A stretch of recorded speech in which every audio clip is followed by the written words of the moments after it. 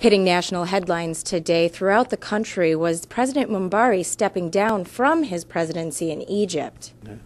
I think you have to take into account how the events in Tunisia prior prompted this. There are many ways to try to put this into context and compare. If I were going to compare, it would not be with the so much with the Islamic Revolution in Iran, which today is the 32nd anniversary of that,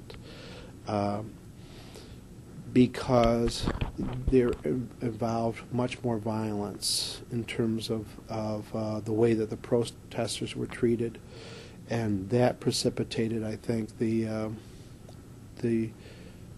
outcome where Islamic fundamentalists were able to take power. Part of the picture here in Egypt is that food was an issue, and so it's not coming out of the same motivation of Islamic fundamentalism being at the core of this and pushing it.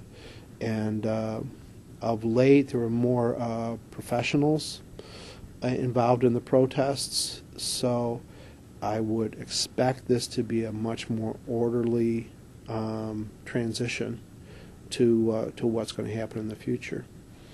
A big factor for the rest of the region, though, is what does it mean to have someone like Mubarak in power for 30 years topple from power by popular protest. And I think the leadership in Saudi Arabia has got to be most concerned. Liberal arts student Stephen Byers says he has been following the protests in Egypt since they began. Spent 2 years in the Middle East with the military, so I'm always interested to find out what's going on there.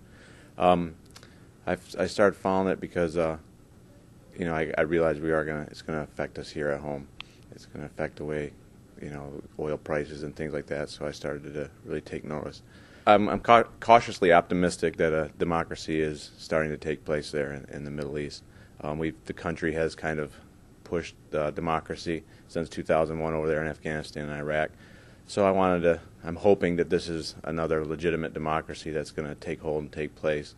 But I do think it is a tightrope for the United States, because we have pushed democracy, but sometimes we're not knowing who is going to take over and who's going to be in those positions. It could be dicey as far as who's now making the decisions that will affect us.